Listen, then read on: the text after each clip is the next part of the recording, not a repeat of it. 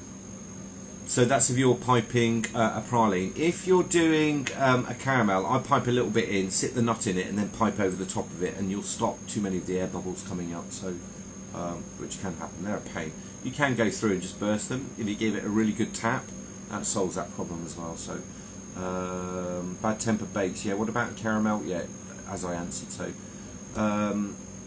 When freezing bonbons, so mind your temper, when freezing bonbons, do you need silica gel? No, you don't, but it's not a bad thing to have it, alright? So, where are we?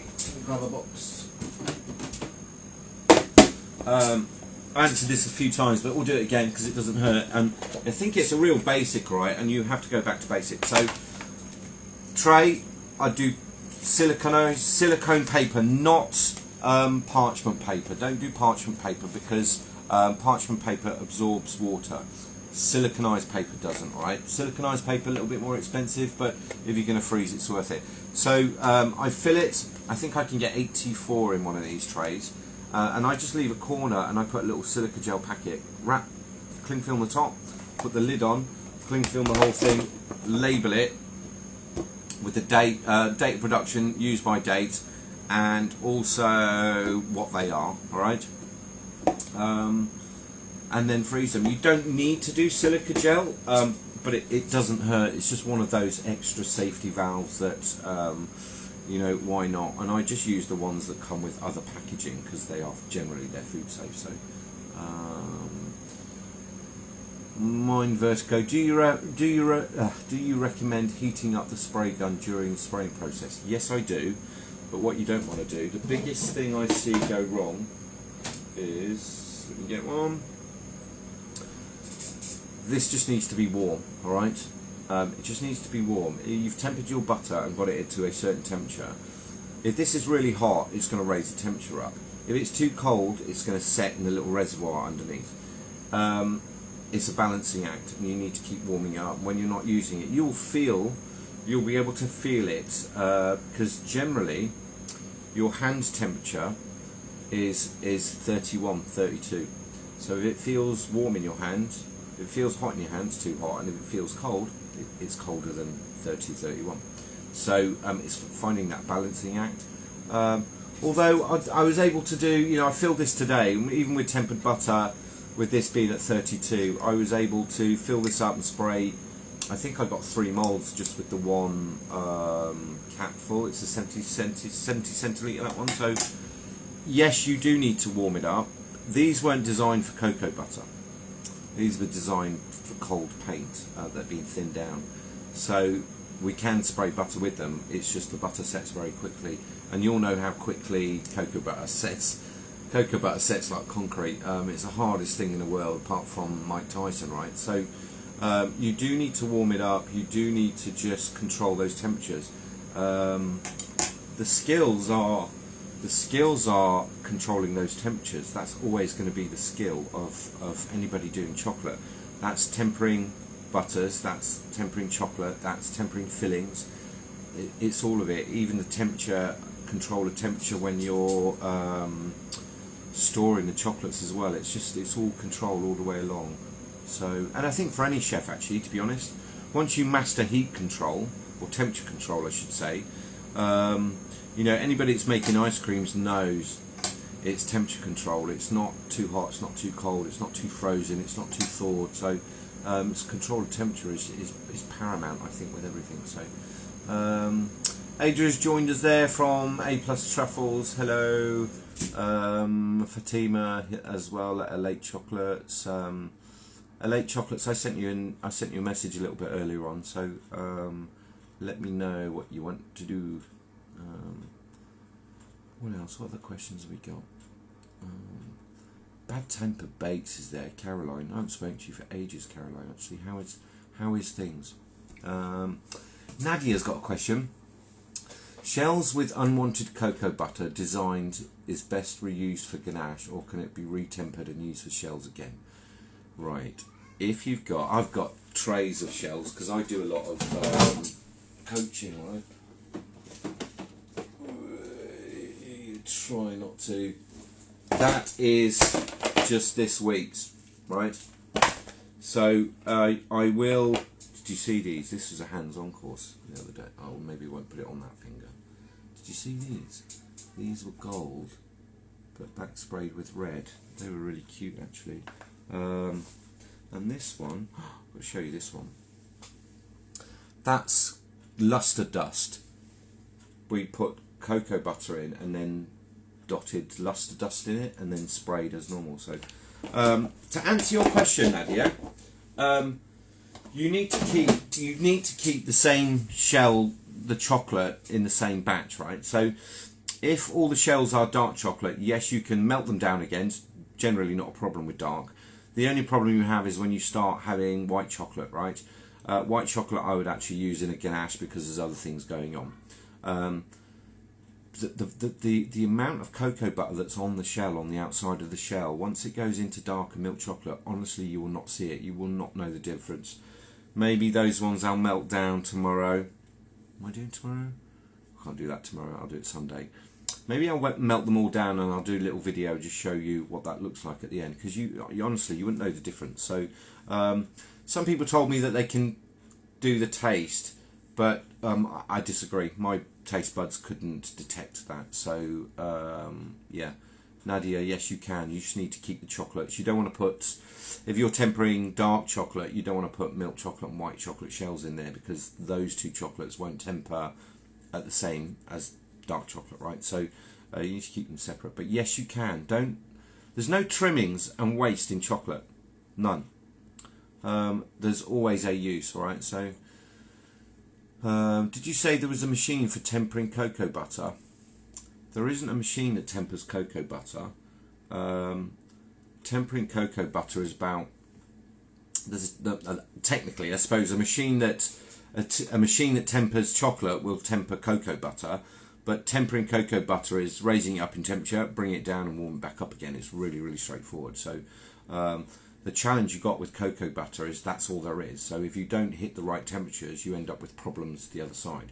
Whereas with chocolate's an emulsion of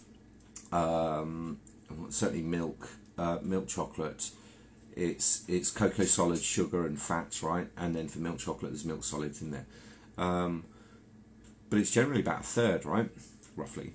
Different chocolates change, but let's say, for example, it's generally about a third. So you've got a third of the mix is cocoa butter, and that needs emulsifying, it needs mixing, it needs blending, it needs suspending within the mix. So there's other distractions going on there. With cocoa butter, the coloured ones, I've got a new black this week. Actually, Rock Up. We like these bottles by Roxy and Rich, just by the way, because when you melt them in the microwave, they stand up. The other bottles are really skinny and thin, and when they get warm, the bottom of it bows and it falls over. If anybody's had a bottle fall over in the microwave and they've had to clean it up, you will know the pain. So what I was saying is, with cocoa butter, all there is cocoa butter and 10% pigment, colour, whatever you want to call it. So it's not very forgiving at all. It's not forgiving at all. It needs, the accuracy of hitting the temperatures is paramount if you want to get the shine, if you want to get the gloss. Gloss and shine are different things. I can get it shiny and I can get it glossy, and I can choose which one I want. Also, it needs to retract. Also, it needs to migrate across to the chocolate. So if you don't temper it, you have lots of issues as well. So there isn't a machine that does that. You can do that manually, and it is really, really straightforward. And if you're really stuck with that, book a one-to-one, because some of the lessons I've done and some of the stuff I've done with people, and I'm now seeing the chocolates that they've done, it works the way I do it. It absolutely works. So who else have we got? Constance has joined us. Hello. Who else have we got? Any more? Adria's asking, should I temper cocoa butter before using it as the white chocolate replacement for ganache fillings? If it's got cocoa butter, it needs tempering. End of. If it's in chocolate, it needs tempering. If it's on its own, it needs tempering. If you're adding it to a ganache, it needs to be tempered. If you add it to a ganache without tempering, you then need to temper the ganache. So as much as you take care of the chocolate, you need to be even more careful with the cocoa butter, right? Because it is temperamental. It's about all those chains lining up. And because it's only them and nothing else, it's even more important. If it's got cocoa butter in, if it's got cocoa butter in, it needs tempering. There is no way around that at all, ever. So,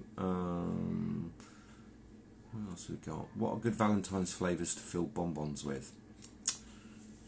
Gosh, everything. Actually, let's have a think about. Not the chocolate. Have a think about the customer that's eating them. All right, that's the key. So, generally, ladies, right? Generally, or significant other halves, whatever you want to say. But I'm going to put it out there that generally chocolates at Valentine's are bought for women. All right. And if women buy chocolates for their husbands or boyfriends or other half, generally they're going to give them back. Well, so here's a tip, ladies.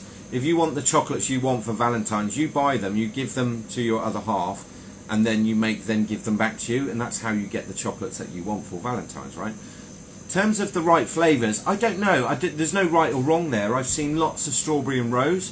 Don't use strawberries now myself because they're not in season, and I'd like to. I'm using blackcurrant, but that was stuff that I froze and I had myself. You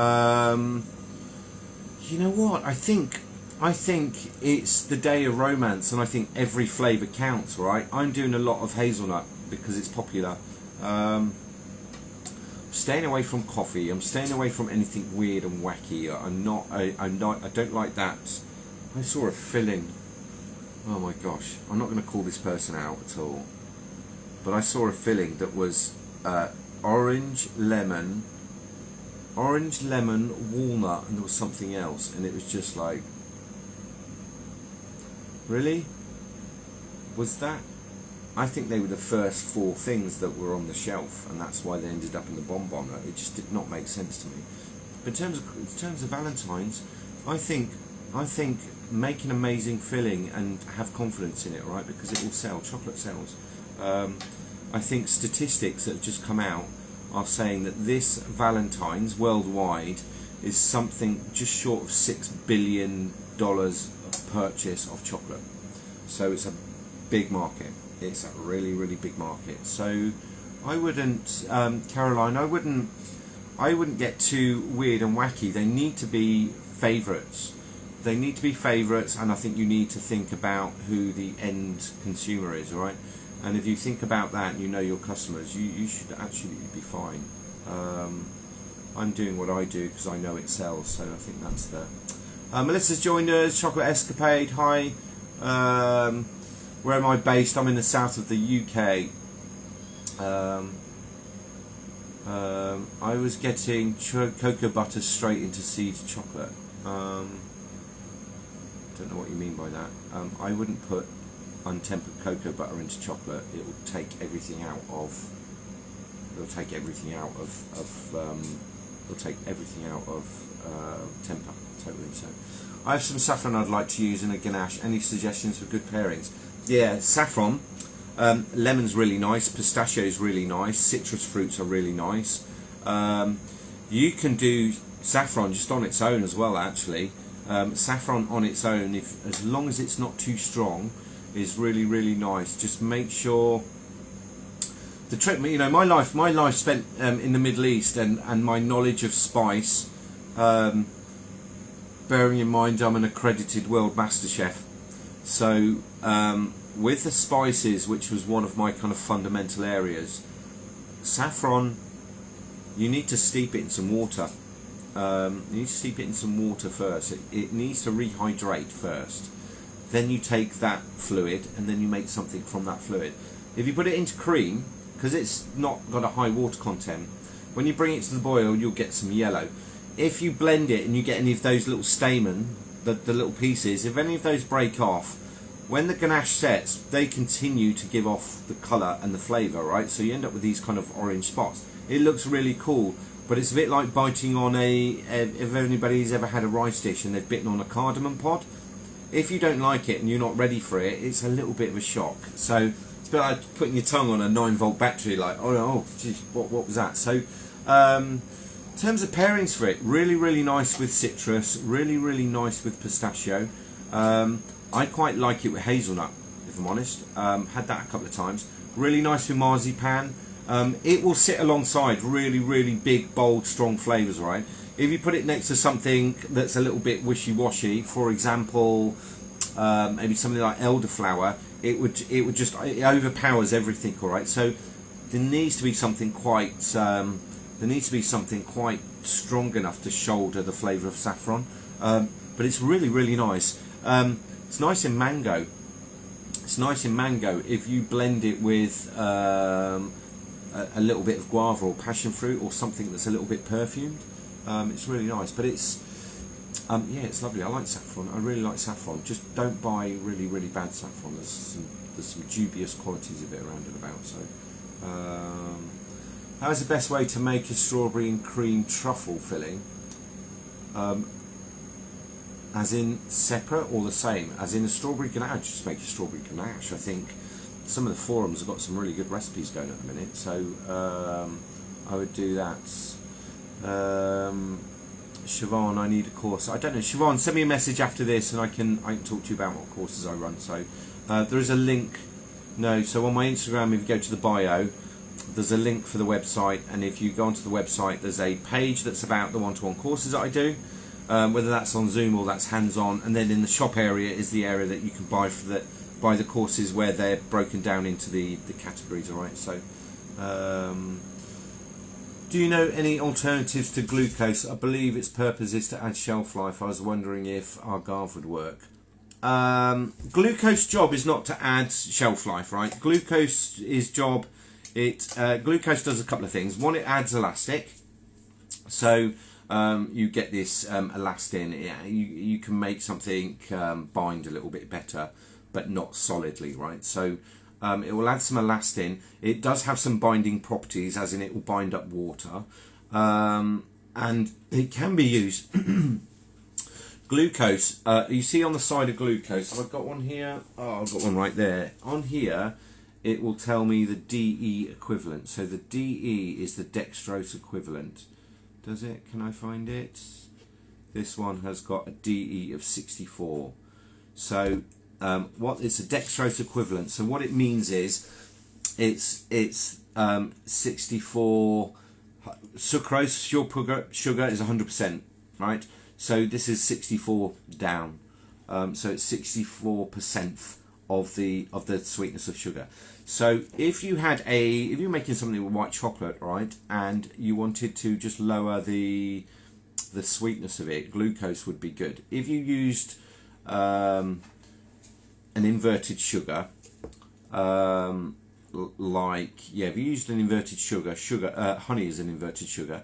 Inverted sugars are very sweet. They're normally like 120%, so they're 20% sweeter, up to 30% sweeter than sugar. So you need a mix of both. But agave, I don't know what the DE equivalent. Agave's quite sweet, isn't it? So glucose isn't. If you get some and try some, you can barely detect the sweetness in it. So when we put it in a ganache, what it will do is we need sugars for the shelf life, but we've now got sugars that have lower sweetness to them. So we can actually use that for our advantage and actually bring forward other flavours because it's not been mashed by sugar. Agave, I think, is very sweet. So you can use it, but you use it sparingly, and because you're using it sparingly, it's really not going to have much of an effect on shelf life or available water. I think the other thing is agave is not a complex sugar. It's a sugar syrup. So I don't even know it has a DE equivalent. It's not an inverted sugar. So I don't know on that one, but I wouldn't. I mean, if it's to do with a diet lifestyle, glucose is vegan. Inverted sugars are. It's just sugar with an acid added to it, and it chops down the glucose molecule gets cut in half, and there's 2 glucoses on the end, and then they get cut down in half. So we have 4 with a glucose molecule on the end, and it just keeps getting chopped down until that glucose molecule is so small because it's been inverted with the acid. So that's the kind of boring sciencey geek side of it. But make the recipe and have a go. And you know, I think I've said so many times, anybody that watches this knows my thoughts on shelf life. You only have to go back through you know, some of these earlier in the year. It's not all about shelf life, it's actually about taste. Make the taste, I rarely swear, right? Make the taste fucking amazing. It's about taste. I have this issue with, like, here's a chocolate, it'll last 7 months. I want to eat it today. I don't want to know that it's 7 months old. So don't get too hung up on that. Don't get too hung up on that. It's not a hugely important factor. Make chocolates fresh, sell them, give them 2 weeks, more than enough, and be confident with that. If you're putting them into retail, yeah, you're going to need to put a longer shelf life, in which case you're going to need a really well formulated ganache, and it's not going to be glucose. You're going to be looking at using galactose or sorbitol or some really, really high power sugars, preservatives, potassium sorbate. There's going to be all sorts of things that you'd be expected to put into a ganache to give it that extra long shelf life, right? So, you know, and even then, that's just the filling. Now you're going to have to do quality control on the cap and the shell, and are there holes in it? And, you know, because if you make a mistake in retail, you're going to have to recall many, many thousands of boxes back at your cost, right? So don't get too hung up on shelf life. If you're a small producer, a couple of weeks is fine. And God, you know, if I give somebody chocolate and they've not eaten it within a week, I'm like, why? What was wrong with it? Well, so, you know, and I do thousands. So it's yeah, don't get too hung up on that one. So I want to pipe coloured chocolate into moulds for figures. Can I just colour white chocolate with fat soluble powder or coloured cocoa butter? Both. Melissa, you can do both. Don't use the gels. Don't use the oil-based. Don't use the oil-based ones, because oils at room temperature are still liquid. So you want the fat-soluble colours. Or use the cocoa butter, because you know that that's going to solidify. It needs tempering. I would add tempered cocoa butter to tempered chocolate, just to be on the absolute safe side. You can add the cocoa butter, coloured cocoa butter to chocolate, and then temper it down. I would do both, just so you get that beautiful shine, that beautiful gloss, and it all retracts at the same speed, right? So, yeah, do that one, Melissa. What else we got? Just choc yeg. I don't. Thank you. I also need a course. Yeah, have a look on the website. Have a look on the website, or send me a DM, and I can answer that for you. I do a lot of courses. I've done a few hands-on this week.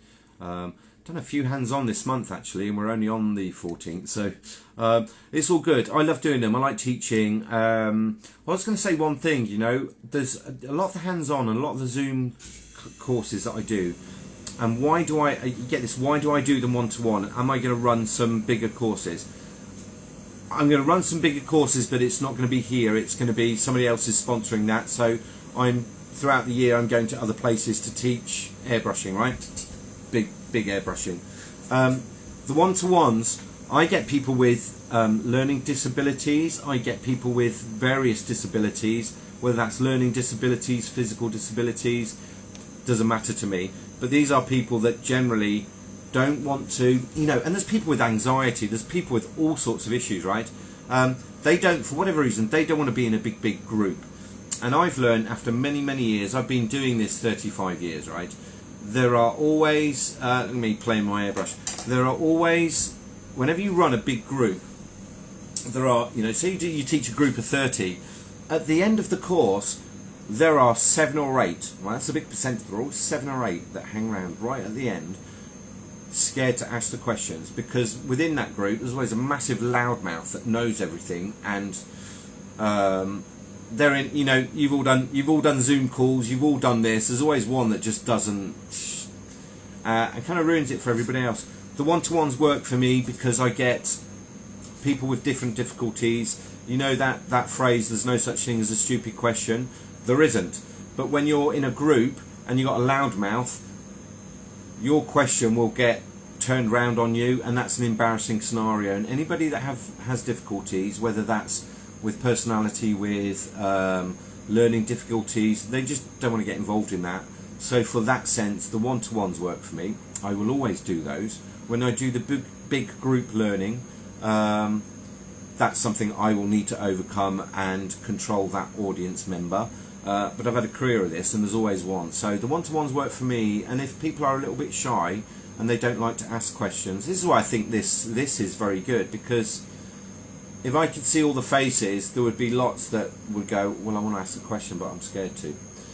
That's why I do one-to-ones. Actually, when I do the one-to-ones, whatever questions you've got, do you know what, it's your time, you absolutely go for it. I will find a way to explain it so that you understand it, whether you are visual, audio, you know, and it changes, and I can work out what kind of learner you are, and I'm very good at doing that. So can you recommend a hot box to keep airbrush warm, or keep cocoa butter temperature after tempering? Yeah, this one here, it's an Excalibur. This is the 5 grid Excalibur food dehydrator. It's got, let me get the chocolate out of the way. It's got, it has 5 trays, but I only use 2. I've got everything on the bottom there. That's all. Can you see? Show you my little den of stuff here. Is that going to move? Okay. I've got. This was just the stuff I was working with today, right? So my brushes will keep warm. So the bottom tray, if I set this at 35, the bottom tray will normally hold at about 32, and then the top tray I have all the different butters that I used. So it's ideal for me. I do have, I have got the 10, but the 10's too big, and the 10 pumps out. They pump out quite a lot of heat. So I do tend to be like on and off with that one, but it's the Excalibur dehydrator. That one works best for me. Not cheap.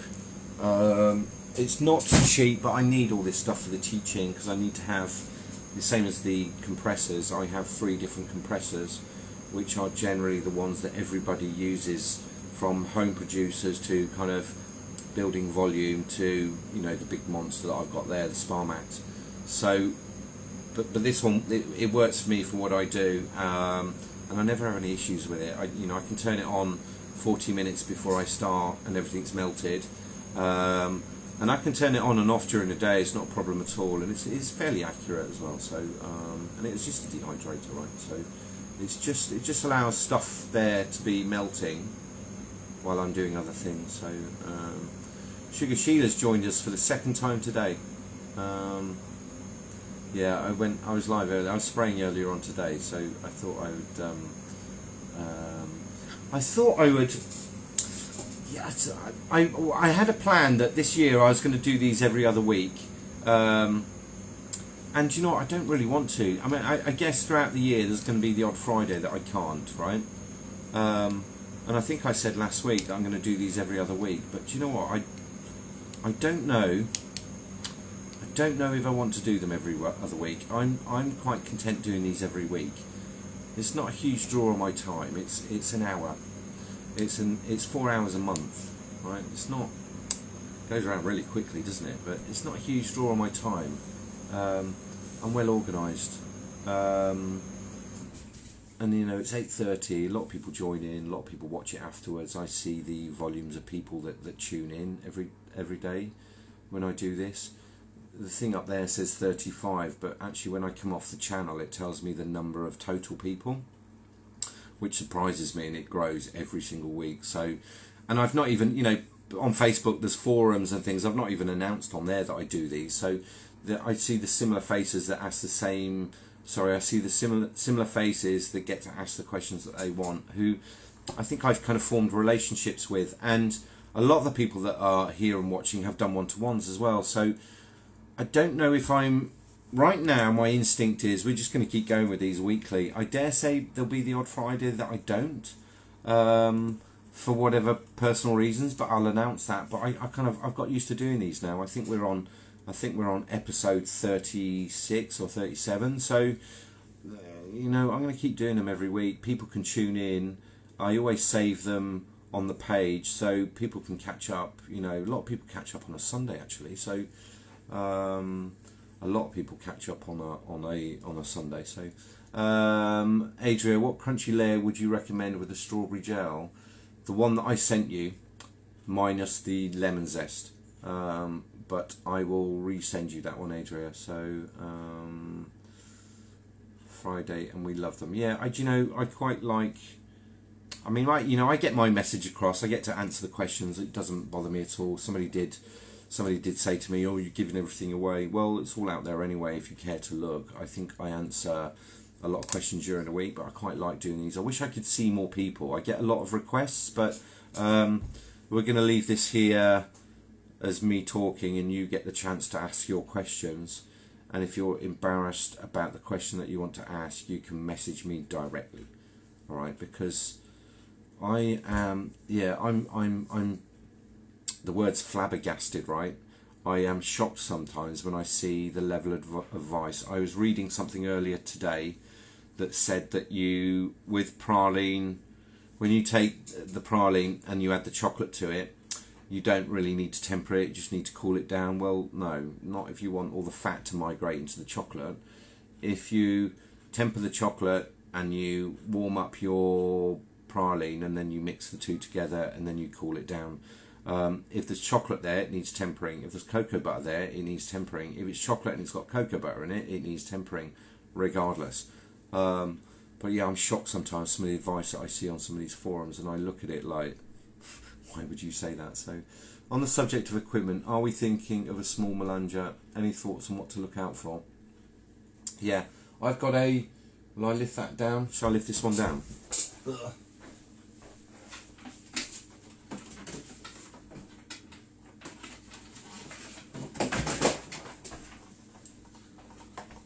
Boom. This is a Premier.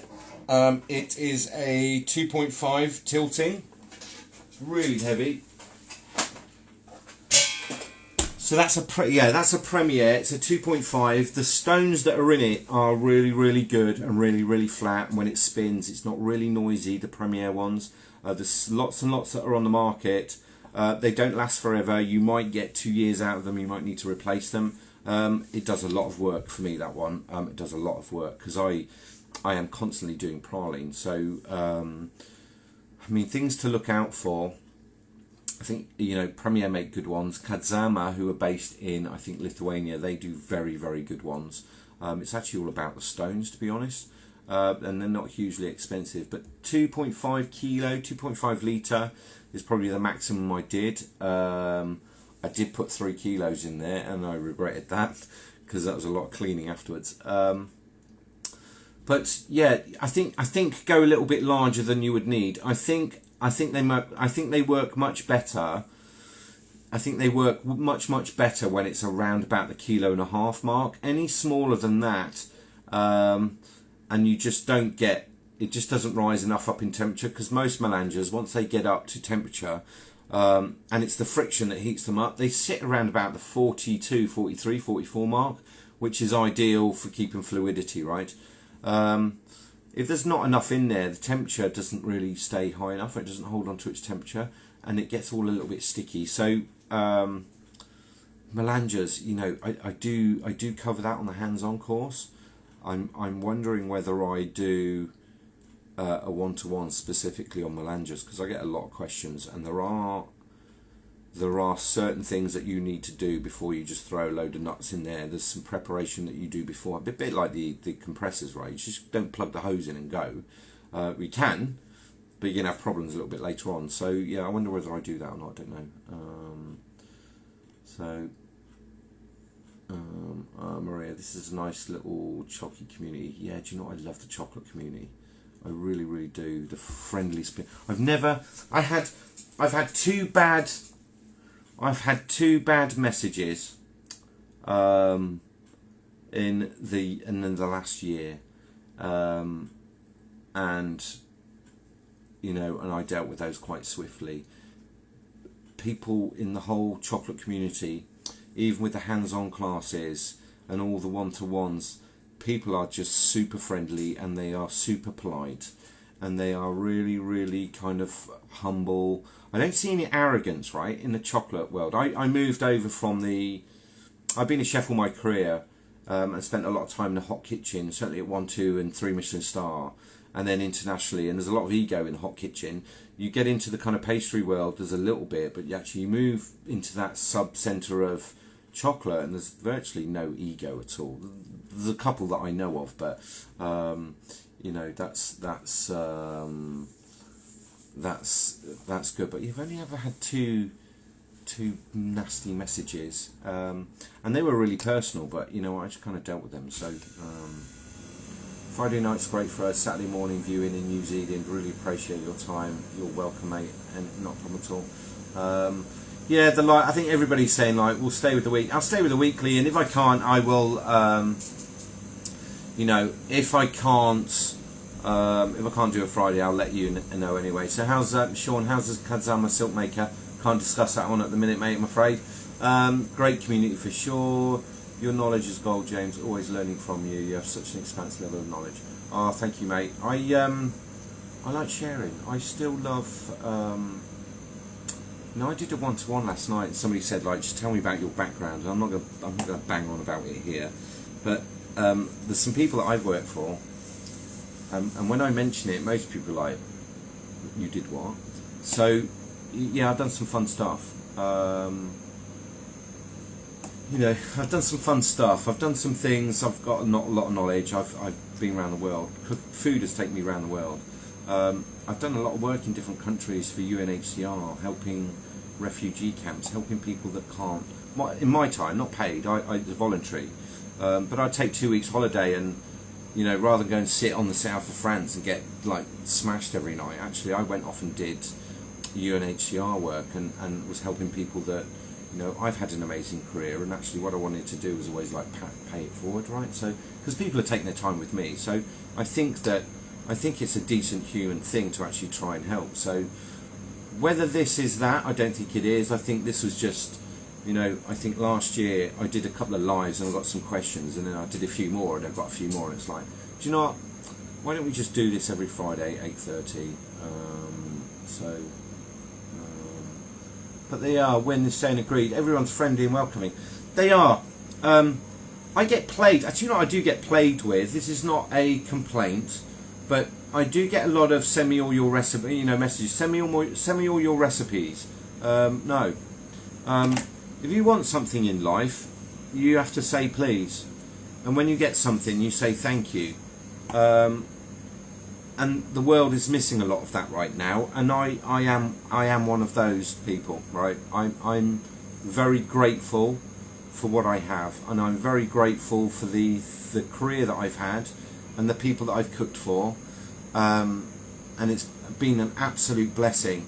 But when somebody just says give me your recipes, it's not going to happen ever, and I don't think anybody on the planet would do that. I don't think anybody would just say give me this. No, it doesn't work like that. So yeah, it'd be nice. Chocolate can be quite challenging, especially in hot climate countries, so it's always nice to get advice and knowledge from you. I appreciate it.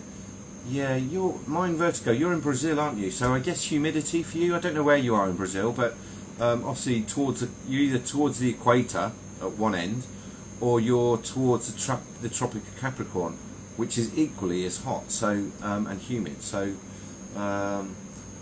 I see some amazing chocolate. You know, there's 2 areas of the world I see some amazing chocolate products coming out at the minute.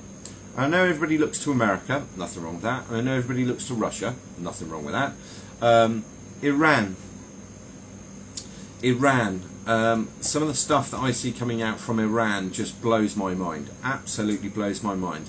The other place is where a lot of the chocolate comes through, but there's a couple of people in Peru and Colombia and Bolivia, and then also in Brazil, and then one that's down in Santiago in Chile. But South America, the stuff that's coming out of South America, the colours, mind-blowing. Maybe I should do a list, actually, because I look at those accounts and I'm just like, you are ahead of the rest of us. So yeah, amazing people. But there is something about chocolate. There is something about the people in chocolate that humbles. And it's like, you know, Chris Harvey, super nice guy. If you send him a message saying give me your recipes, he'll block you absolutely instantly, and I will as well. But he's always happy to answer questions. He's always kind of content with his career, right? I think I'm not at his level, but I am content with what I know, and I'm content with what I've done. So I think, you know, I think that it's nice to give back. It's nice to share. It's nice to help people. It's nice to help people, and people that are really stuck. Actually, I think, you know, with the advice, people that are really stuck have actually come forward. I do a lot of one-to-ones. I do so many one-to-ones. The time zones are, I mean, just this week this week has been like Australia, Mexico, America, Canada. Where else have we been? Europe. None in Africa this year. Asia. Two in the Far East this week. You know, and then hands-on courses as well, which are even more amazing. So it's quite it's interesting for me, actually. It's quite stimulating for me, actually, and I think just trying to help people. I know the one-to-ones people pay, but actually they're never an hour. I book it an hour and it always goes over. Always over that. I did one last night and we were chatting, finished the lesson and chatted for like another 30 minutes. So it's just, that's me, isn't it? So Lady Marion, hi Lady Marion. Lady Marion, can you send me a picture of the chocolates? You know what I'm talking about. What time have we got? That's an hour nearly gone. Did I answer much tonight? I think I did, didn't I? What did we do tonight? Cocoa butter, freezing, airbrush. What else? Has anybody got any more questions while I'm here? I'm not going anywhere for the next few minutes. So, Charity's just joined us. Who else? Anybody got any questions? Have I missed any? Don't think I've missed any, have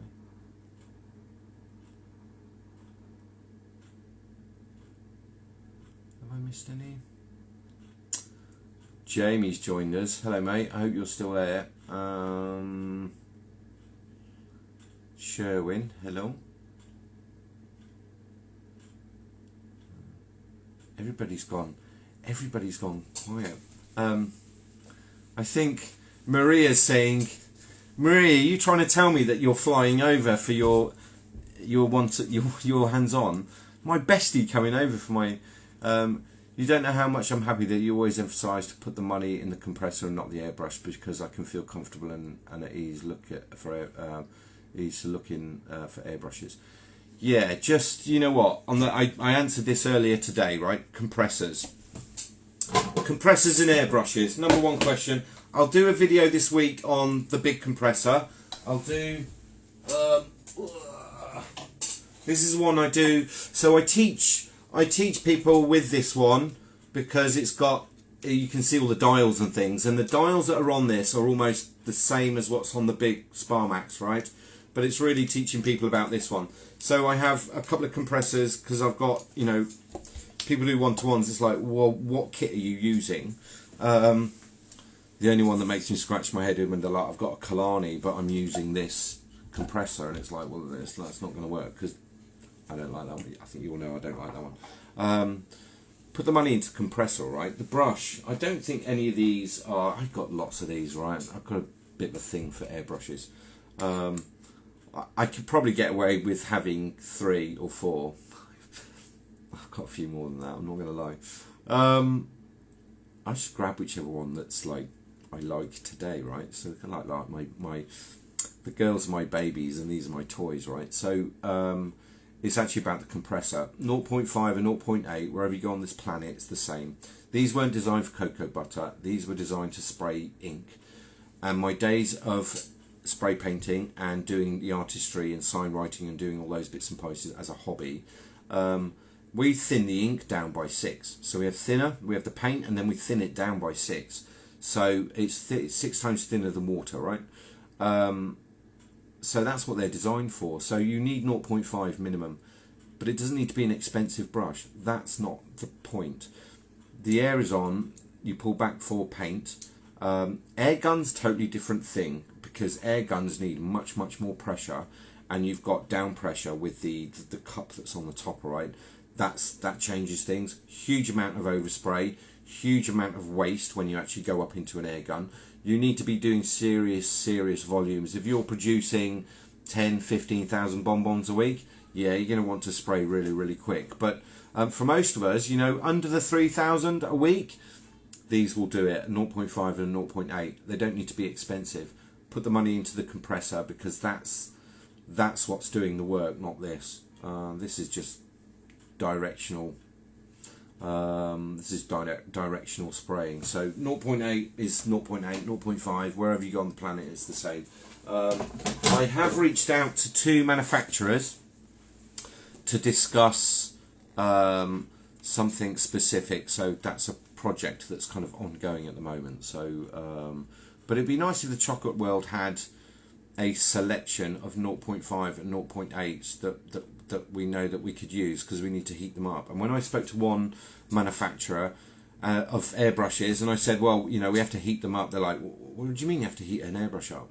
They're not supposed to be heated up. Well, if we don't, they wouldn't work. So it took some convincing to say, actually, this is what we do with them. But they had no idea. They manufacture airbrushes. They had no idea that we put food in them. And so slowly getting there, but it's slow process, all right, trying to get these big manufacturers to actually come on side and say, well, actually, yeah, I'll listen to you. So how do you know when your cocoa butters are properly tempered? The only way to know that it's tempered is with a probe, not a laser, a stick probe. They are tempered when you hit specific temperatures. Something that I discuss at length in the one-to-ones. That's the only way.